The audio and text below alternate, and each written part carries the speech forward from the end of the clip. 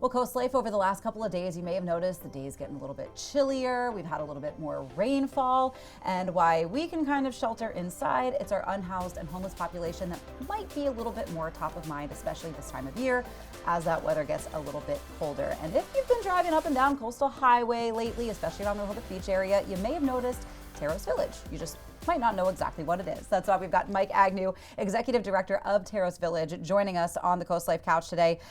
We will get into the colder months, but first we'll start with Terrace Village. Good. And what you guys were kind of up to for the summer months. Good, thanks, Leah. So we were open. We opened in July. The idea would be that Terrace Village would complement our Code Purple program and open in March, but we had to go through the county this time and get an approval. Took a while, but in July we opened up, and we've been open for about 120 days now. What Terrace Village is allows our homeless guests, our unsheltered homeless guests, to move out of these encampments that occur in the woods, give them some dignity, community, stability, allow them to get back on their feet, and then it opens the door for them to get employed. Our guests are required to go to case management. They're also required to work. So if they're not working, they have volunteer jobs at many of the thrift shops, including, by the way, the Rehoboth Beach Streets Department. So we have a number of opportunities for our guests to volunteer. And by volunteering, of course, they're building a resume towards employment.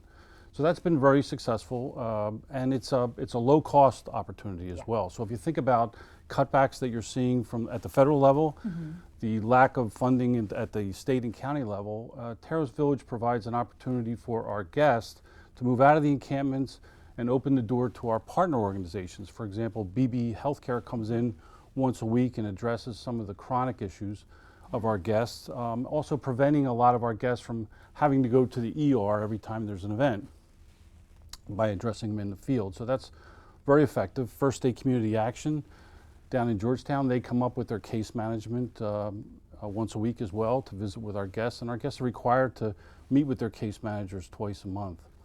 And among other organizations and faith communities providing food and clothing throughout the season, it's been a community effort. It's been very successful. So we're getting ready to close at the end of November and open our Code Purple program. Yes. And that's one of the reasons I'm here today. So we have coming up our information night. Yes. November 11th is our information night for Code Purple. But Code Purple has a total of seven winter shelters around the Sussex County area, and they're operated by Love Inc. We operate 2 of these in the Cape region, and it requires a lot of volunteers. So we have 10 volunteer positions each night. Some of them are only about an hour, some are all night. We also have a bus, so we need bus drivers. You don't need a CDL license to drive our bus. It's one of those paratransit vehicles. But it runs up and down Coastal Highway all night, picking up our guests, taking them to the shelters. And then in the morning, it does the reverse, picks our guests up from the shelters and takes them to the Community Resource Center in Rehoboth Beach. So we're always looking for volunteers. We also have other support operations that are more in the daytime, daylight, if you're not comfortable driving out at night. Sure. So we have a huge laundry team. Imagine the laundry that we have to do for the 2 shelters. Last year, we saw a 50% increase in the number of homeless coming into our shelter from the prior year. So in the season before 23-24, we averaged about 22 guests each night across both shelters. We have a capacity of 14 from the fire marshal.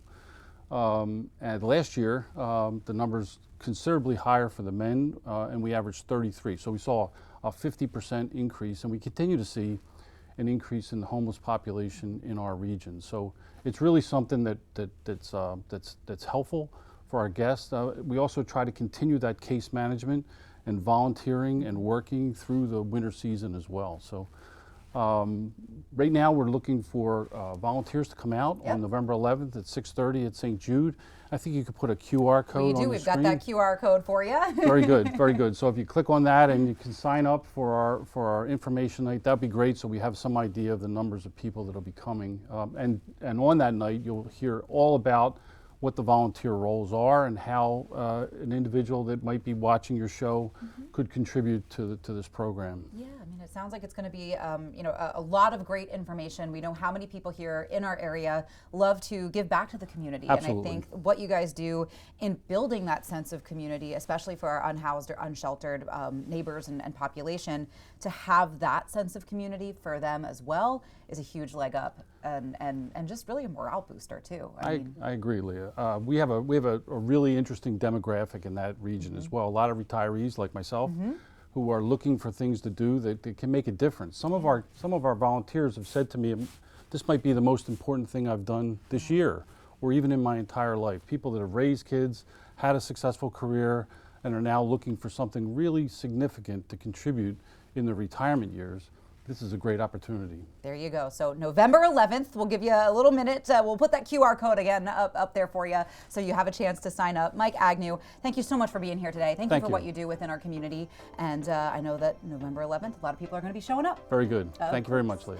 Coming up on Coast Life, though, I know October is winding down, but that does not mean that we're done with Oktoberfest. We got a beer fest to share with you on the way.